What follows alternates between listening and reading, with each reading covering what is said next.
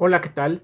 En el video del día de hoy vamos a ver cómo construir un intervalo de confianza para la diferencia de dos medias.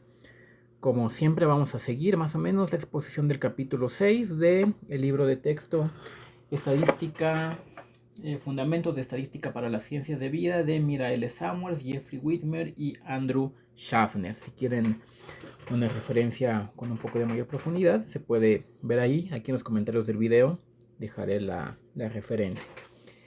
En muchas ocasiones es interesante preguntarnos cuál es la diferencia en el comportamiento entre dos poblaciones diferentes. Es decir, puede ser que nos preguntemos preguntarnos sobre el efecto de un fármaco. Este es un ejemplo típico. ¿Cómo se compara con un placebo? Usualmente, en este tipo de experimentos, se toma una muestra de pacientes y se divide en dos. A uno de estos dos grupos, que se llama el grupo de control, se le da el medicamento y al otro grupo, que se le llama grupo de control, se le da un placebo. En cada uno de estos dos grupos se mide el efecto del tratamiento, es decir, del medicamento o del placebo, y se formula una pregunta en términos de la diferencia en la media del efecto entre esos dos grupos. Si es verdad que el medicamento tiene un efecto mayor que el placebo. Esto también se utiliza mucho si nos preguntamos la efectividad, por ejemplo, de un cierto fertilizante. Se toma una cierta muestra de plantas. A unas de ellas se les da un tratamiento, el fertilizante, y a otras se les da agua normal, sin este tratamiento.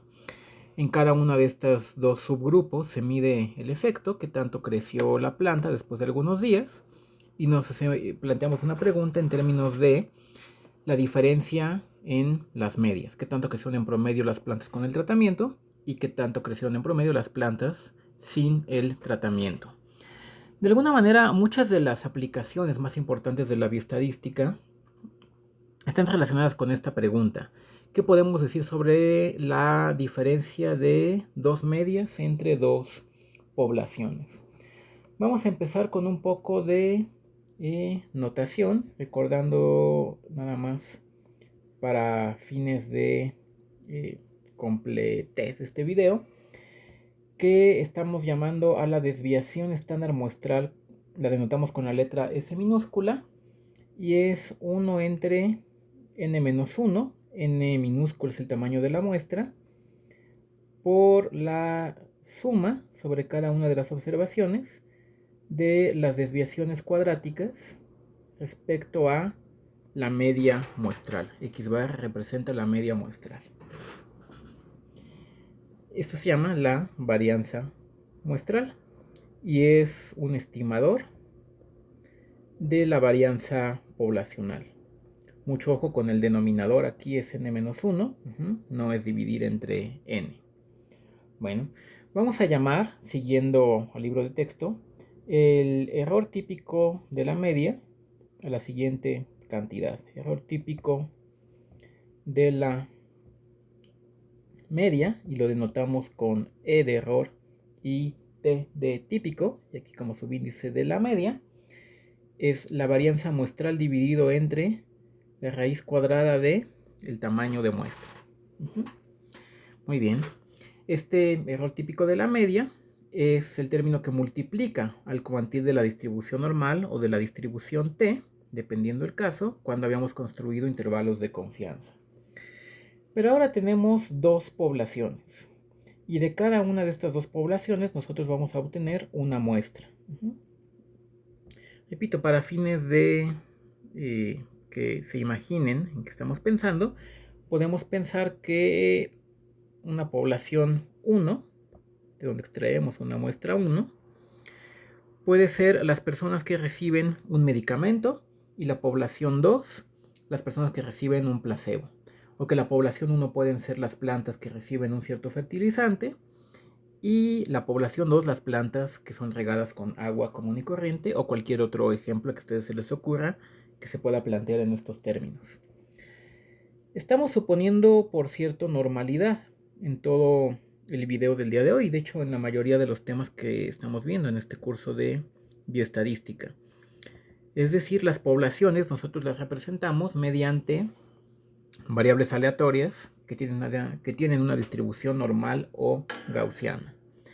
Si no es el caso, bueno, hay otras distribuciones y otras técnicas que se pueden utilizar, algunas de manera exacta y otras de manera aproximada.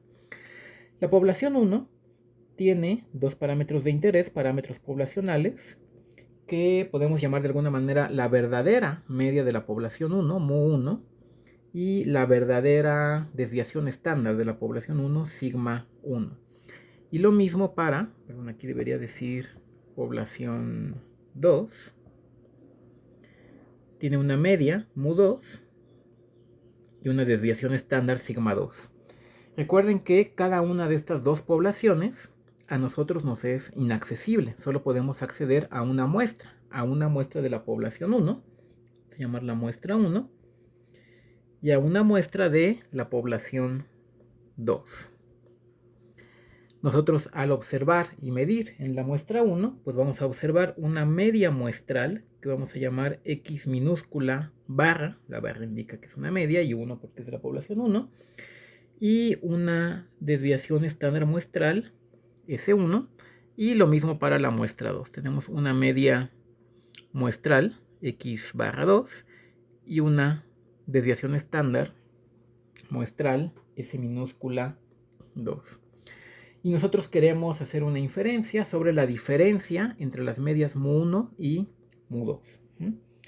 El objetivo, de manera un poco general, es hacer una inferencia sobre el verdadero valor de mu1 menos mu2. Cada uno de estos parámetros, mu1 y mu2, son desconocidos para nosotros. Queremos hacer una inferencia sobre esta cantidad. Nuevamente lo explicamos por lo siguiente. Si estas poblaciones son pacientes, población 1 que reciben un medicamento y población 2 que recibe un placebo, mu1 es en promedio qué efecto tiene el medicamento sobre la población y mu2 es en promedio qué efecto tiene el placebo sobre la población. Si nosotros podemos concluir que mu1 menos mu2 es un número positivo, eso significa que mu1 es mayor a mu2 y que por lo tanto el efecto del medicamento es mayor al efecto del placebo. Si no podemos concluir que mu1 menos mu2 es un número positivo, entonces no tendremos evidencia para decir que el medicamento funciona mejor que un placebo dentro de un nivel de confianza, porque de manera más específica nuestra inferencia va a ser un intervalo de confianza para esta cantidad. Intervalo de confianza. Por cierto, exactamente esta misma pregunta se puede abordar, y de hecho es más común hacerlo en la práctica, mediante una prueba de hipótesis o una dosimacia de hipótesis o contraste de hipótesis. Vamos a discutir más adelante cómo estos dos enfoques, es decir, hacer la inferencia utilizando intervalos de confianza y hacerlo mediante un contraste de hipótesis, ambos son equivalentes de alguna manera. Pero bueno. Nuestro estimador, así como nosotros utilizamos la media muestral para estimar la media poblacional, bueno, pues para estimar la diferencia de medias poblacionales vamos a utilizar la diferencia de medias muestrales. Para ello, vamos a utilizamos la siguiente estadística. La diferencia de las medias muestrales. Con la idea de que el valor que nosotros observemos o midamos de la diferencia de medias muestrales, pues debería de ser aproximadamente, o debería parecerse o estar cercano a la diferencia de las medias poblacionales, que es sobre lo que queremos decir algo. Bueno, nuevamente el error típico de la media, acabo de escribir pero lo pongo aquí nuevamente. El error típico de la media, que denotamos como ET subíndice X barra, para una sola población, es S entre la raíz cuadrada de N. Por cierto, esta muestra es de tamaño, la muestra 1 es de tamaño N1 y la muestra 2 es de tamaño N2, es decir, no es necesario que las dos muestras sean del mismo tamaño. Pero bueno, vamos a ver, vamos a necesitar nosotros el error típico de la media para la diferencia de las medias muestrales, y para ello vamos a utilizar la siguiente regla, y es que los errores típicos se suman como el teorema de Pitágoras. Ahorita ilustramos a qué me refiero con eso. Los errores típicos se suman como en el teorema de Pitágoras. Aquí utilizamos el homeomorfismo de la Universidad de Anáhuac, o sea, el error típico de la diferencia de medias es el cuadrado del primer error típico más el cuadrado del segundo, es decir, de la media 1, de la media 2, eso dentro de una raíz cuadrada. Podemos pensarlo geométricamente como si el error típico 1 y el error típico 2 fueran los catetos de un triángulo rectángulo, y el error típico de la diferencia es la hipotenusa. De esta longitud sería el error típico de esta diferencia de medias. Una observación, noten que nosotros estamos restando las medias, pero sumando mediante esta regla los errores típicos. Es decir, no tendría mucho sentido restar errores típicos, porque normalmente el error o la incertidumbre crece al tener nosotros más elementos de estocasticidad. En este caso, al haber dos poblaciones, estamos tomando dos muestras, y eso no hace más que aumentar la incertidumbre, es decir, no puede esta disminuir. En este caso, que tenemos dos poblaciones, el error típico de la media 1 es S1 entre raíz cuadrada de M1, y el error típico 2, pero aquí no debería de ir al cuadrado, así mero. El error típico 2 es S2 entre la raíz cuadrada de N2. Por lo tanto, el error típico de la diferencia entre las dos medias, pues es la raíz cuadrada de S1 al cuadrado entre N1 más S2 al cuadrado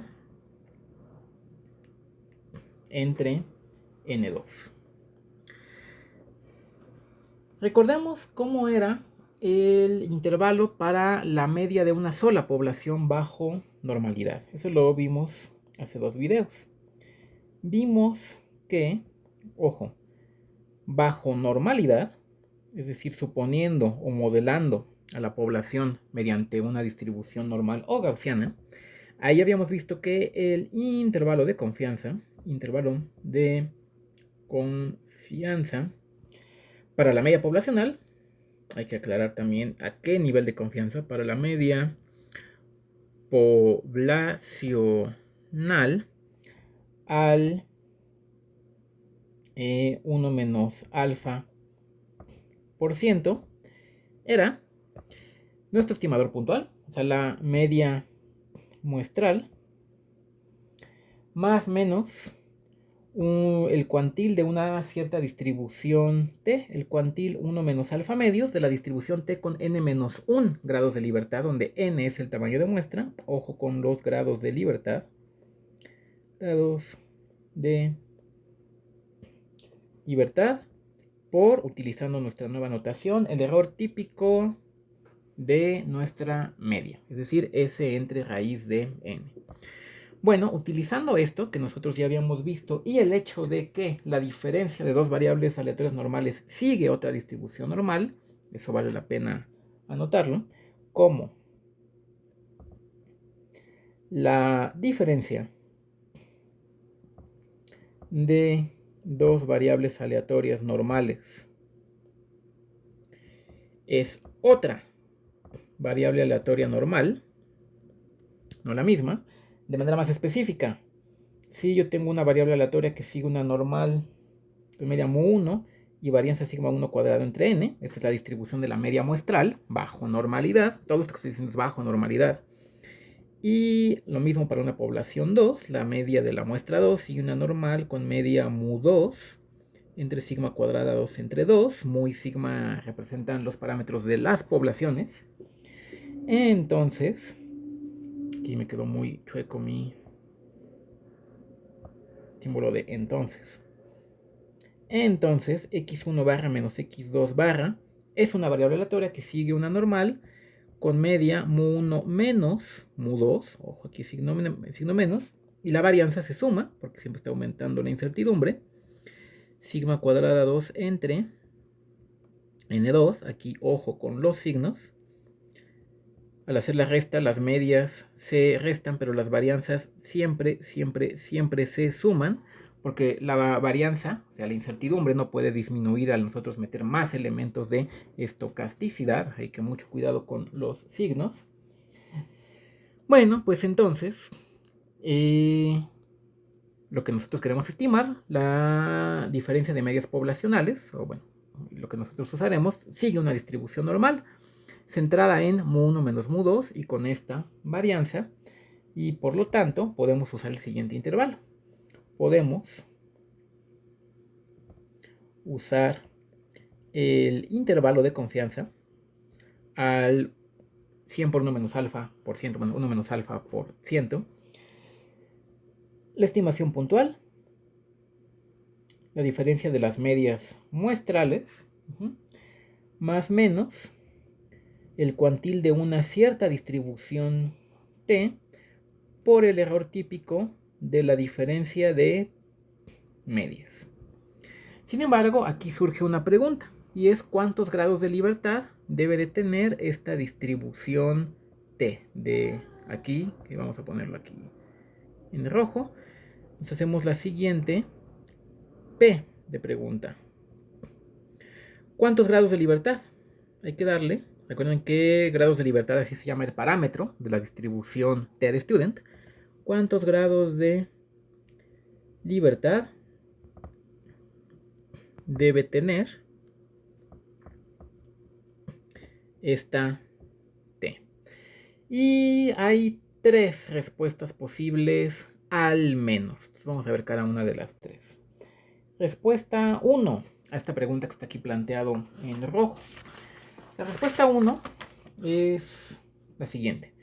El número de grados de libertad, que algunos libros le ponen DF, los libros que están en inglés, D de degree y F de freedom, o si lo usamos en castellano, G de grados y L de libertad, grados de libertad, está dado por la siguiente fórmula que no vamos a deducir aquí. El error cuadrado típico de la primera al cuadrado, más el error típico de la segunda al cuadrado, todo eso al cuadrado, dividido entre el error típico de la primera elevado a la cuarta entre tamaño de la primera muestra menos 1, más pues lo mismo para la segunda elevado a la cuarta entre n2 menos 1. Esta es una respuesta exacta. Es decir, esta distribución t debe tener exactamente estos grados de libertad, lo que salga en esa fórmula, y la mayoría de los softwares estadísticos es la forma que utilizan, ya la tienen programada, digamos, como que en el background. Pero si hay necesidad de hacerlo a mano, o si estamos satisfechos con hacerlo de alguna manera aproximada, podemos utilizar como los grados de libertad el mínimo, o sea, el número más pequeño entre n1 menos 1 y n2 menos 1. Recuerden que n minúscula 1 y 2 son los tamaños de las muestras 1 y 2 respectivamente. Este es un planteamiento conservador, en el sentido de que nos va a dar un intervalo un poco más grande. Planteamiento conservador. Utilizando el homeomorfismo de la Universidad de Anáhuac, o sea, nos da un intervalo más grande. Da un intervalo ligeramente más grande de lo que necesitamos. En ese sentido es conservador. O sea, el nivel de confianza va a ser ligeramente mayor a 1 menos alfa por ciento. El nivel de confianza será ligeramente mayor a 1 menos alfa por ciento. O también podemos hacer, como respuesta 3, un planteamiento aproximado, pero en el otro sentido, utilizando este número, tamaño de muestra 1 más tamaño de muestra 2 menos 2. Esto nos da un planteamiento, como contrario de conservador, vamos a usar la palabra relajado. O sea, un intervalo un poco más pequeño de lo que realmente queremos. O sea, utilizando nuevamente este homeomorfismo, el nivel de confianza será ligeramente menor a 1 menos alfa por ciento, dependiendo de la situación en la que nos encontremos. De confianza será ligeramente menor a 1 menos alfa por ciento. Bueno, tenemos entonces, ya tenemos todo lo que necesitamos. Ya sabemos, a partir de las muestras que observemos, vamos a medir y calcular la diferencia de medias. Vamos a calcular también, a partir de los datos que observemos y que midamos, el error típico de la media. Se supone que nosotros conocemos o nosotros proponemos el nivel de confianza que queremos, para eso sobre la alfa, y los grados de libertad de la t los podemos obtener de alguna de estas tres respuestas que hemos dado, y por lo tanto ya sabemos, o ya tendremos todo lo necesario para nosotros proponer o calcular de manera completa nuestro intervalo de confianza. Y vamos a terminar entonces este video con el siguiente ejemplo, que es el ejemplo 6.71 de el libro que estamos siguiendo. El planteamiento es el siguiente: se quiere ver el efecto que tiene un cierto químico que se llama ansimidol en el crecimiento de unas plantas. Entonces se lleva a cabo el siguiente experimento. Hay dos grupos de plantas de la misma especie, y cada uno de estos dos grupos se siembra bajo o con las mismas condiciones, excepto una condición. Y esa una es que uno de los grupos se riega todos los días con agua, y al otro se le agrega además esta sustancia de ansimidol. Y el experimento se llevó a cabo con unas plantas que se llaman Brassica campestris. Aquí lo tengo, ¿no? Dos grupos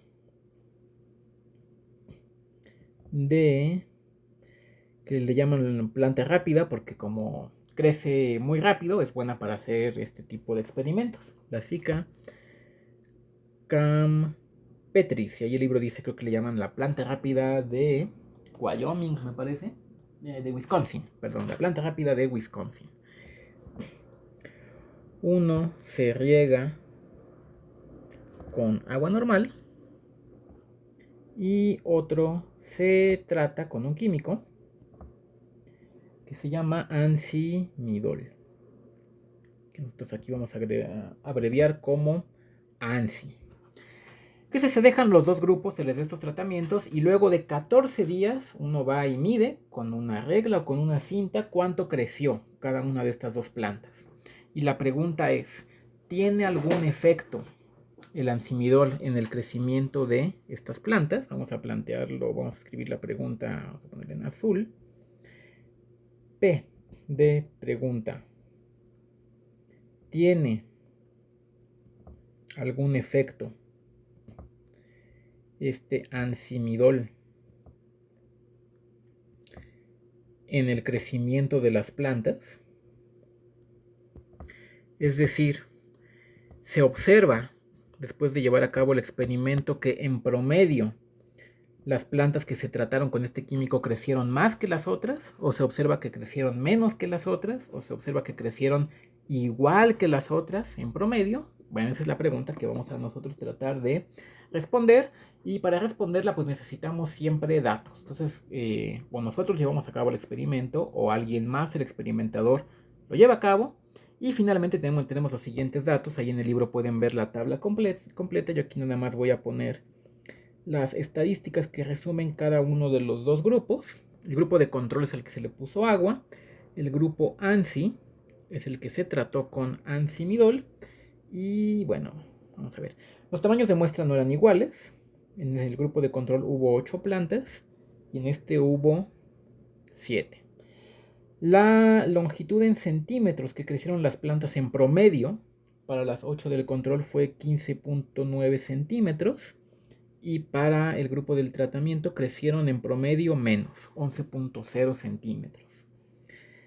La desviación estándar muestral en el grupo 1, en el grupo de control, fue de 4.8 y en este fue de 4.7.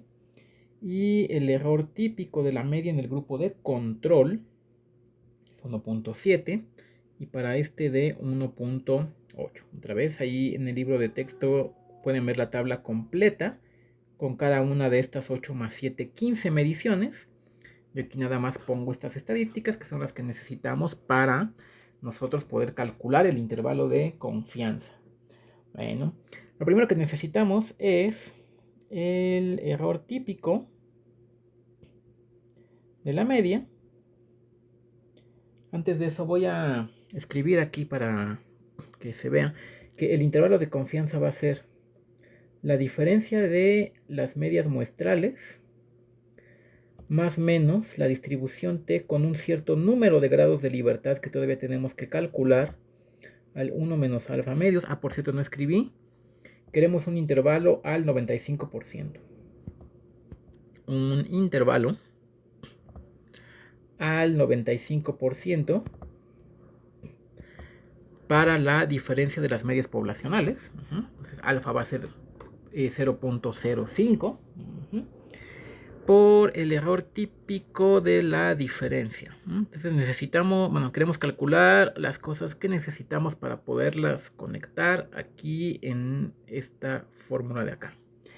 Vemos que necesitamos el error típico de la media. Entonces sacamos la calculadora y calculamos 4.8 al cuadrado, 4.8 que es este de acá, entre 8, el tamaño de muestra, más lo mismo para el grupo del tratamiento, 4.7 al cuadrado, entre 7, y la raíz cuadrada de esta cantidad, uno lo mete a la calculadora y es aproximadamente 2.46. Ok, ya tenemos algo.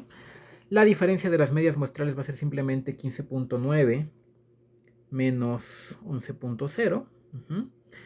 Y necesitamos calcular cuántos grados de libertad para darle a esta T. Degrees of freedom o grados de libertad. Lo podemos hacer de manera exacta utilizando esta fórmula que he escrito ahorita un poquito más arriba. Es 1.7 al cuadrado más 1.8 al cuadrado. Todo eso al cuadrado. Es decir, los errores típicos de el grupo 1 y del grupo 2. Entre lo mismo pero elevado a la cuarta entre el tamaño de muestra menos 1, que es 7, más el error típico del grupo 2 elevado a la cuarta entre el tamaño de esa muestra, menos 1, o sea que es 6. Y esto en la calculadora sale que es aproximadamente igual a 12.8. Entonces necesitamos una T con 12.8 grados de libertad. Y nos hacemos la siguiente. Entonces vamos a escribir la pregunta también ahora con morado. P de pregunta. ¿Cuánto vale ese cuantil? Es decir, el cuantil de una T con 12.8 grados de libertad. ¿Y qué cuantil? Bueno, 1 menos 0.5 entre 2. Pues, ¿cuánto vale? La respuesta la podemos obtener computacionalmente utilizando nuestro software o lenguaje de programación estadístico que estamos viendo en este curso, que es R. Incluso coincide con la R de respuesta. Voy aquí a dibujar mi consola imaginaria de R, donde yo voy a teclear Q de cuantil y T de la distribución T. ¿Cuál? Pues 1 menos 0.025. Yo aquí ya hice esta división. 0.05 entre 2 es 0.025. Y poniéndole df igual a, degrees of freedom igual a 12.8. Y entonces R me responde lo siguiente. 2.164. Entonces aquí tengo una consola imaginaria de R donde yo he preguntado cuánto vale este cuántil. Consola. Si ustedes tienen aquí a la mano su consola de R Studio, pueden teclear esto y comprobar que en efecto la respuesta es 2.164. Entonces ya tenemos todo lo que necesitamos para calcular nuestro intervalo de confianza. Nos queda entonces el siguiente intervalo. Nos queda entonces el intervalo, la media muestral 1 menos la media muestral 2, 15.9 centímetros menos 11.0 centímetros, más menos el cuantil de nuestra distribución T2.164 multiplicado por el error típico de la media, que sale aproximadamente igual a 2.46 por 2.46. Nuevamente hay que sacar la calculadora. Cuando uno hace este tipo de ejercicios numéricos siempre hay que sacar la calculadora. Y esto es más o menos igual a 4.9 más menos 5.32, lo cual nos conduce al intervalo de confianza menos 0.42 centímetros, 10.22 centímetros. Este es el intervalo de confianza del 95% para la diferencia de las medias poblacionales. Para la diferencia del efecto promedio en centímetros del crecimiento promedio de las plantas que fueron tratadas, que fueron regadas con agua y que fueron tratadas con ansimidol. Entonces hay que dar una respuesta en esos términos para que se entienda y que respondamos en efecto la pregunta que nos habíamos planteado. Entonces, podemos decir, la diferencia en centímetros, recuerden que todo esto tiene unidades,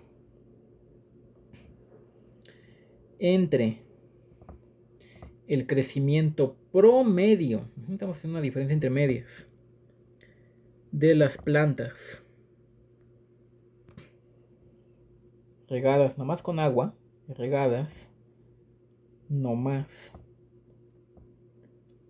con agua, y el crecimiento de las plantas tratadas con ansimidol, de las plantas tratadas con ansimidol, esa diferencia es un número está entre menos 0.42 centímetros y más 10.22 centímetros. Y eso lo podemos afirmar con una confianza del 95%. Con una confianza del 95%. ¿Qué significa con una confianza del 95%? Significa que si nosotros repitiéramos este experimento muchas veces, en principio una infinidad de veces, en el 95% de los casos obtendríamos un intervalo que sí contiene al verdadero valor de la diferencia. Y en el 5% de los casos obtendremos un intervalo que no contiene el verdadero valor de la diferencia. P de pregunta. ¿En qué caso estamos ahorita? Con estos datos. ¿Estamos en el 95% de veces en el que sí le atinamos? ¿O en el 5% de las veces que no le atinamos? Respuesta, no es posible saber. Es imposible saberlo porque no tenemos acceso a las poblaciones. Simplemente sabemos que con esta metodología, el 95% de las veces nuestra estimación por intervalos debería de veras de atinarle y de contener al verdadero valor de la diferencia. Entonces, eso significa con una confianza del 95%. Y aquí hay que hacernos siempre una pregunta que es esencial. Y con esto casi que vamos a terminar. P de pregunta. el intervalo que nos quedó, ¿contiene o no contiene al 0? Que nos quedó, ¿contiene al 0? Bueno, la respuesta es obvia, la respuesta es sí, sí lo contiene, pero ¿por qué eso es importante? Porque nosotros no estamos diciendo la diferencia en el crecimiento de los dos grupos de plantas es 1 centímetro, o es 2, o es 3, o es 4. No estamos dando una estimación puntual en ese sentido, sino un intervalo. Es un número que puede ser menos 0.42, puede ser 10.22 o cualquier número en medio, incluido el 0. En una de esas podría ser que el verdadero valor de la diferencia de media sea igual a 0, lo cual significa que en promedio las plantas regadas con agua y las tratadas con encimidol crecen lo mismo. Podría ser que el encimidol no tuviera ningún efecto, porque a lo mejor esa diferencia vale 0. Podría ser incluso, porque este intervalo alcanza valores negativos, que mu2 sea mayor a mu1. Recuerden que nosotros estamos poniendo que mu1 menos mu2 está contenido en este intervalo, con lo cual lo podemos afirmar con un nivel de confianza del 95%. Si el verdadero valor de mu1 menos mu2 es un número negativo, significa que mu2 es mayor que mu1, o sea que las plantas tratadas con encimidol en promedio crecen más que las tratadas, bueno, que las regadas nada más con agua. Si es un número positivo, significa lo contrario, que el encimidol hace que las plantas sean más bajitas, y si es 0, significa que no hay efecto discernible. Bueno, con eso terminamos este video y el tercero de los tres, o sea, el último que íbamos a ver de intervalos de confianza. A partir de los siguientes videos estaremos discutiendo otro enfoque de otra serie de técnicas muy útiles y muy utilizadas en bioestadística, que son las pruebas de hipótesis. Muchas gracias y nos vemos en el siguiente.